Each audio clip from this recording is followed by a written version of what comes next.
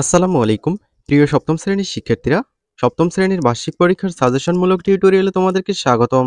এই ভিডিওতে আমরা পাঞ্জারি গাইডের মডেল 2 এর নৈবেত্তিক অংশ অর্থাৎ বহু নির্বাচনী প্রশ্ন 15টি আলোচনা করব। তো শিক্ষার্থীরা, পূর্বে আমরা মডেল 1 কভার করেছিলাম। যদি দেখার প্রয়োজন হয় দেখে নিবা। তাহলে চলো আমরা এই এমসিকিউ গুলো সলভ করে ফেলি। আমরা নেক্সট ভিডিওতে শর্ট কোশ্চেনগুলো সলভ করব। 1 নম্বর, এখানে কি বলা হয়েছে দেখো। 1 নম্বর, এখানে একটা চিত্র দেওয়া আছে। তো এটা একটা ত্রিভুজ দেখতে পাচ্ছি। ত্রিভুজের ভূমি দেওয়া আছে হচ্ছে 10 সেন্টিমিটার আর উচ্চতা দেওয়া আছে হচ্ছে 5 সেন্টিমিটার। বলছে উপরের চিত্রের ক্ষেত্রটির ক্ষেত্রফল কত বর্গ সেন্টিমিটার। যেহেতু এই চিত্রটি ত্রিভুজের ভূমি দেওয়া আছে, উচ্চতা দেওয়া আছে, ত্রিভুজের আমরা ক্ষেত্রফল বের করব। সূত্র হচ্ছে হাফ গুণ ভূমি গুণ উচ্চতা। আমরা এভাবে রাফ করতে পারি।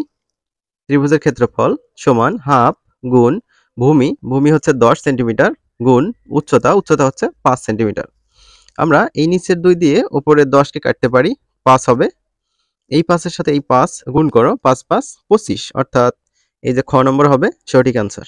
এবার 2 নম্বর দেখো যে বিট শব্দের পূর্ণরূপ কি। তোমাদের বইয়ের মধ্যে এই থিওরিটা দেওয়া আছে। বিট শব্দের পূর্ণরূপ হচ্ছে বাইনারি ডিজিট। এটা অবশ্যই মুখস্থ করে রাখবা। 3 নম্বর বলা হয়েছে একটি পাইচিত্রে 280 জন শিক্ষার্থীর মধ্যে, অর্থাৎ একটা পাইচিত্র থাকবে। একটা পাইচিত্র বলতে এখানে একটা বৃত্ত বোঝাচ্ছে। বৃত্তের মধ্যে 280 জন শিক্ষার্থীর মধ্যে জিপিএ 5 প্রাপ্ত শিক্ষার্থীর জন্য নির্দেশিত কোণ 270 ডিগ্রি হলে জিপিএ 5 প্রাপ্ত শিক্ষার্থীর সংখ্যা কতজন। তো এখানে জিপিএ 5 প্রাপ্ত শিক্ষার্থীর জন্য কোণ দেওয়া আছে। এই কোণ থেকে আমাদের শিক্ষার্থীর সংখ্যা বের করতে হবে। আমরা জানি পাইচিত্রের মধ্যে বা বৃত্তের মধ্যে 360 ডিগ্রি কোণ উৎপন্ন হয়। তাহলে এখানে খেয়াল করো, 360 ডিগ্রির সাথে এখানে 280 কম্পেয়ার করতে হবে। যেহেতু আমাদের জন বের করতে হবে, তো জন আমাদের ডাইনে রাখতে হবে। 360 ডিগ্রি কোণের জন্য বরাদ্দকৃত লোক সংখ্যা হচ্ছে 280 জন। তাহলে 1 ডিগ্রির জন্য বরাদ্দকৃত জন বা লোক সংখ্যা হচ্ছে 280 বাই 360 ডিগ্রি। আর এখানে দেওয়া আছে 270 ডিগ্রি। 270 ডিগ্রির জন্য বেশি হবে, সুতরাং 280-র সাথে উপরে এই 270 গুণ হবে, আর নিচে হচ্ছে 360 ডিগ্রি। এটা আমরা ক্যালকুলেশন করব।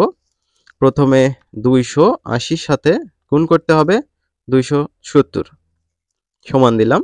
তাকে ভাগ করতে হবে 360 ডিগ্রি দিয়ে। 210 হয়েছে, তাই না? তো 210 কোথায়? এই তো হচ্ছে গ নম্বর। যে কোনো অভেদ চলকের কতটি মানের জন্য সত্য। এখানে অসংখ্য মানের জন্য এটা সত্য হবে। তোমরা এটা একটু কাইন্ডলি মুখস্থ করে নিও। একটি রম্বসের কর্ণদ্বয়ের দৈর্ঘ্য যথাক্রমে 7 মিটার ও 12 মিটার হলে রম্বসটির ক্ষেত্রফল কত বর্গমিটার। রম্বসের 2টা কর্ণ দেওয়া থাকলে ক্ষেত্রফল বের করার সূত্র হচ্ছে হাফ গুণ 2 কর্ণের গুণফল। একটা কর্ণ আর একটা কর্ণ, তাদের হচ্ছে গুণফল। তো এই 2 দিয়ে আমরা এই 12কে কাটতে পারি, 6 হলো। তো এই যে 7-এর সাথে 6 গুণ হবে, 6 7 42 বর্গ মিটার। 5-এর খ নম্বর উত্তর। এবার 6 নম্বর দেখো। তো এই একটা রাশি, এই একটা রাশি আর এই একটা রাশি কমা কমা দিয়ে আলাদা করা আছে। তো এর লসাগু কত? প্রথমে ছিল হচ্ছে এটা প্রথম রাশি x স্কয়ার মাইনাস 1 এরকম ছিল। x স্কয়ার মাইনাস 1, এখানে x স্কয়ার মাইনাস 1 স্কয়ার বিবেচনা করা যায়। সেক্ষেত্রে আমরা a স্কয়ার মাইনাস b স্কয়ারের সূত্র অ্যাপ্লাই করতে পারি। তো 1 এর উপর স্কয়ার তো দেওয়াই যায়। তো a square minus b square হলো a square minus b square সমান a plus b into a minus b। তো a plus b into a minus b, এখানে a বলতে x, b বলতে 1 কে বোঝানো হয়েছে। তারপর দ্বিতীয় রাশি কি ছিল? xy minus y। তো এখানে আমরা প্রত্যেকটা পদের মধ্যে y কমন দেখতে পাচ্ছি, তো আমরা y কমন নিলাম। তো প্রথম পদ থেকে y কমন নিলে x থাকে মাইনাস, এখান থেকে y তো চলে যাবে, অর্থাৎ কমন নেওয়া y দিয়ে এই y কে ভাগ করতে হবে, 1 হবে।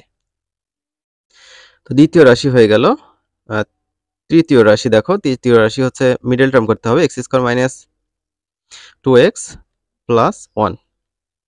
আমরা কি করতে পারি দেখো, এই যে শেষে 1 আছে, অনকে এমনভাবে উৎপাদকে বিশ্লেষণ করব এবং দুটি সংখ্যা তৈরি করব যাতে ভিতরে -2 মিলে যায়। তো অনকে আমরা এভাবে ভাঙতে পারি সর্বোচ্চ 1 ইন্টু 1 মানে হচ্ছে 1। তাহলে 1 আর 1 যোগ করলে কিন্তু 2 হয়। তো -1 -1 যোগ করতে হবে -2 হবে। মাঝে কিন্তু -2 আছে। তাহলে আমরা -2x এর বদলে কি লিখতে পারি? -x -x প্লাস 1 এখানে যা আছে তাই। তো এই যে প্রথম জোড়ার মধ্যে থেকে x কমন নিতে পারি। x কমন নিলে x -1 হবে। তারপর এখান থেকে -1 কমন নিলে x মাইনাস প্লাসে -1 হবে। এবার দেখো দুটো পদ, এই একটা পদ, এই একটা পদ। এই দুটো পদের মধ্যে x -1 কিন্তু কমন নিলাম। তো প্রথম পদের মধ্যে থেকে x -1 কমন নিলে x থাকে, দ্বিতীয় পদের মধ্যে থেকে x -1 কমন নিলে -1 থাকে, সেটা লিখলাম। তো এই যে x -1 আমরা এভাবে লিখতে পারি x -1 হোল স্কয়ার, এটা লিখতে পারি। এবার লসাগু বের করি। x -1 দেখো এখানে হচ্ছে x -1 এর পাওয়ার কিন্তু দুইটা, এখানে x -1 এর পাওয়ার একটা, এখানে x -1 এর পাওয়ার একটা। তো সর্বোচ্চ পাওয়ারটা নিতে হয় লসাগুর ক্ষেত্রে। তো x -1 হোল স্কয়ার এটা নেব। তারপর এইটার আমাদের কাজ শেষ। এবার দ্বিতীয় রাশির মধ্যে দেখো এটারও কাজ শেষ, এটার কাজ শেষ, এটার কাজ শেষ। এখানে y বাকি আছে, অবশ্যই y নিতে হবে। তারপর এইখানে x + 1 ফ্রি আছে, তো x + 1 ফ্রি আছে, এটা নিলাম। তো এই হচ্ছে উত্তর। এই উত্তরটা কোনটা? y * x + 1 x - 1 whole square, এটা হচ্ছে ঘ নম্বর। কোন সংখ্যার অর্ধেকের সাথে, তো কোনো একটা সংখ্যা সেটার অর্ধেকের সাথে 1/3 যোগ করলে যোগফল 6 হয়। তো ধরে নিলাম x একটা সংখ্যা, তার অর্ধেকের সাথে সংখ্যাটির 1/3 অর্থাৎ এটা যোগ করলে 6 হবে। আশা করি বুঝতে পেরেছো। এই যে এখানে আবার আমি বোঝাচ্ছি, দেখো কোনো সংখ্যার অর্ধেকের সাথে, কোন সংখ্যাটা x ধরে নিলাম, x এর মানে কি গুণ দিয়েছি, x এর অর্ধেক মানে 1/2, x এর অর্ধেকের সাথে 1/3 যোগ করলে তার 1/3 অর্থাৎ সংখ্যাটির 1/3, দেখো এই যে সংখ্যাটি x এর মানে হচ্ছে গুণ, তার 1/3 মানে 1/3। তো এটা যোগ করলে দেখো যোগ চিহ্ন দেওয়া হয়েছে, যোগফল কত হবে? 6 হবে। তো x ইন্টু হাফ মানে এই যে x এর সাথে 1 এর কিন্তু গুণ করা যায়। x ওপরের জিনিস, 1 হচ্ছে ওপরের জিনিস। তাহলে x ওপরে, নিচে হচ্ছে 2 প্লাস এখানেও x হচ্ছে ওপরে গুণ হবে x/3 = 6। তো এই উত্তরটা কোথায়? x/2 x/3 = 6। এটা হচ্ছে ঘ নম্বর। 8 নম্বর, এখানে বলা হয়েছে 4 সেন্টিমিটার ও 6 সেন্টিমিটার ব্যাসার্ধ বিশিষ্ট বৃত্তদ্বয়ের কেন্দ্র একই। দাগাঙ্কিত অংশের ক্ষেত্রফল কত বর্গ সেন্টিমিটার? অর্থাৎ এই যে ডট দেওয়া আছে যে অংশটা, এটার ক্ষেত্রফল আমাদের বের করতে হবে। তো এখানে দুইটা বৃত্ত আছে, একটা বড় বৃত্ত, একটা ছোট বৃত্ত। বড় বৃত্তটার ব্যাসার্ধ হচ্ছে এই যে 6 সেন্টিমিটার, এই যে বড় বৃত্ত এটা। আর ছোট বৃত্তের ব্যাসার্ধ দেওয়া হচ্ছে 4 সেন্টিমিটার, এই যে মাঝের বৃত্তটার কথা বলা হচ্ছে। তো আমরা যদি এই যে বড় বৃত্তটার ক্ষেত্রফল থেকে ছোট বৃত্তটার ক্ষেত্রফল বাদ দেই, তাহলে কিন্তু এই যে ডট দেওয়া অর্থাৎ দাগাঙ্কিত অংশটির ক্ষেত্রফল বের হয়ে যায়। এটা আমরা ক্যালকুলেটর দিয়েই সলভ করতে পারি। দেখো বড় বৃত্তটার ক্ষেত্রফল থেকে ছোট বৃত্তটার ক্ষেত্রফল বাদ দেব। বড় বৃত্তের ক্ষেত্রফল কিভাবে বের করব? বড় বৃত্তের ব্যাসার্ধ 6 সেন্টিমিটার দেওয়া আছে, সেটা ব্যবহার করে। বৃত্তের ক্ষেত্রফল মানে হচ্ছে পাই আর স্কয়ার। তো পাই উঠাইতে হবে, শিফট এইখানে দিলে পাই উঠবে, পাই আর স্কয়ার। আর মানে হচ্ছে ব্যাসার্ধ, বড় বৃত্তের ব্যাসার্ধ হচ্ছে 6 ইন্টু 6 স্কয়ার। তো বিয়োগ দিলাম। ছোট বৃত্তের ব্যাসার্ধ আমরা কিভাবে বের করব? ওই একইভাবে পাই আর স্কয়ার করতে হবে। আর মানে হচ্ছে ছোট বৃত্তের ব্যাসার্ধ 4 সেন্টিমিটার, 4 এর উপর স্কয়ার। 20 পাই, তো এটা এইচডি করলে দেখো 62.83, এরকম কোথায় 62.83, এই যে ক নম্বর, হ্যাঁ 62.8 ক নম্বর হবে উত্তর। হ্যাঁ 9 নম্বরটা দেখো, এখানে বলা হয়েছে একটি হাত দ্বারা শূন্য ছাড়া মোট কতটি সংখ্যা নির্দেশিত হয়? একটা হাতের মধ্যে 5টা আঙ্গুল, তো প্রথম আঙ্গুলে হচ্ছে 1 থাকবে, তারপর 1 এর ডাবল 2, তারপর 2 এর ডাবল হচ্ছে 4, 4 এর ডাবল 8, 8 এর ডাবল 16। কয়টা আঙ্গুল হয়েছে? 5টা না?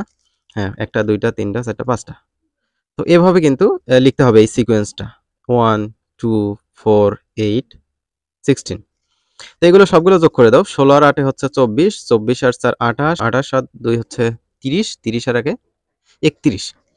তো এই হচ্ছে 9 এর খ নম্বর। তো এইটা 5টা বিট দ্বারা সর্বোচ্চ কিন্তু 31 পর্যন্ত গণনা করা যায়। আর একটা এমসিকিউ এর তোমাদের আনসার হয়ে গেল। মনে রাখবা 5 বিট দ্বারা সর্বোচ্চ 31 পর্যন্ত সংখ্যা গণনা করা যায়।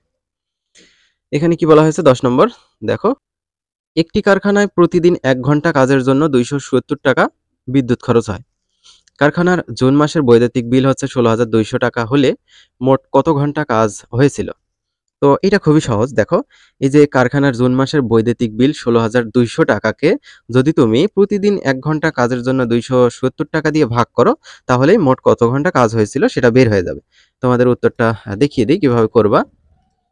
16,200 তাকে ভাগ করতে হবে 270 দিয়ে। 60, হ্যাঁ? তাহলে 60 ঘন্টা কাজ হয়েছিল। খ নম্বর উত্তর। 11 নম্বর দেখো, বৃত্তের বাহুর সংখ্যা কয়টি? বৃত্তে তো কোনো বাহুই নেই, তাই না? এটা তো ত্রিভুজ না, যে চতুর্ভুজ না। বৃত্তের মধ্যে কিন্তু জাস্ট একটা এই যে বক্ররেখা আছে, এটা তো বাহু না। তাহলে ক নম্বরটা উত্তর হবে যে হচ্ছে 0। এবার 12 নম্বর দেখো, 12 নম্বর বলা হয়েছে একটি আয়তাকৃতি ঘনবস্তুর সমগ্র তলের ক্ষেত্রফল নির্ণয়ের জন্য কোনটি জানা প্রয়োজন? ঘনবস্তু মানে কি? যার দৈর্ঘ্য আছে, প্রস্থ আছে, উচ্চতা আছে। তো দৈর্ঘ্য, প্রস্থ, উচ্চতা তিনটাই জানতে হবে, তাছাড়া আমরা ঘনবস্তুর সমগ্র তলের ক্ষেত্রফল নির্ণয় করতে পারবো না। ক নম্বর দেওয়া আছে দৈর্ঘ্য, প্রস্থ, তারপর হচ্ছে উচ্চতা। ঘ নম্বর দেওয়া আছে সবকটি, অর্থাৎ দৈর্ঘ্য লাগবে, প্রস্থ লাগবে, উচ্চতাও লাগবে। তাহলে ঘ নম্বর অপশনটা আমাদের সঠিক।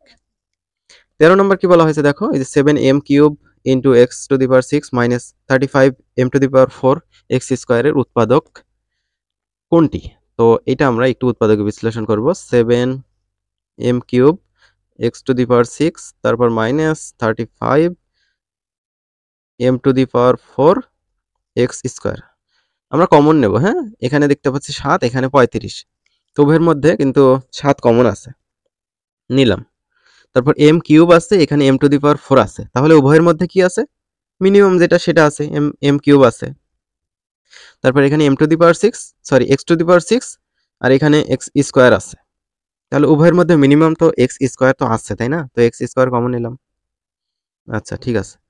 তো 7 কমন নিছি, 7 থাকবে না। m³ কমন নিছি, m³ হচ্ছে কেটে যাবে। x² কমন নিছি। x² দিয়ে x⁻6 কে যদি ভাগ করো তাহলে x⁴ হয়। মাইনাস চিহ্ন দেব। 7 কমন নেওয়া ছিল, 7 দিয়ে 35 কে ভাগ করলে 7 5 7 35। m³ m⁴ কে ভাগ করলে m হবে। x² ভাগ করলে 1 হবে। তাহলে এই দুটোর একটা আছে কোথায় খেয়াল করো। এটা দেখো, x⁴ মাইনাস 5m। এই যে ঘ নম্বরটা হচ্ছে উত্তর। এবার 14 নম্বর দেখো, এখানে বলা হয়েছে যে হচ্ছে নিচের কোনটি সিলিন্ডারের সমগ্র তলের ক্ষেত্রফল নির্ণয়ের সূত্র? এখানে ভূমির ব্যাসার্ধ r দেওয়া থাকবে আর উচ্চতা h দেওয়া থাকবে। সঠিক উত্তর হচ্ছে গ নম্বর, 2πr × h + r। এটা তোমাদের বইয়ের মধ্যে আছে, দেখে নিতে পারো। 15 নম্বর দেখো, বলা হয়েছে আয়তলেখে x অক্ষ বরাবর কি নির্দেশ করা হয়? আয়তলেখ যদি এরকম হয়, এটা হচ্ছে x অক্ষ আর এটা হচ্ছে y অক্ষ। x অক্ষ বরাবর কি থাকে? শ্রেণীব্যাপ্তি বা প্রকৃত শ্রেণীব্যাপ্তি থাকে, আর y অক্ষ বরাবর হচ্ছে গণসংখ্যা থাকে। তাহলে ক নম্বর উত্তর সঠিক। প্রকৃত শ্রেণীব্যাপ্তি থাকে x অক্ষ বরাবর, আর y অক্ষ বরাবর কি থাকে? গণসংখ্যা থাকে। ঠিক আছে? তো শিক্ষার্থীরা ভালো থেকো। আমরা পরবর্তী ভিডিওতে মডেল 2 এরই শর্ট কোশ্চেনগুলো আনসার করব।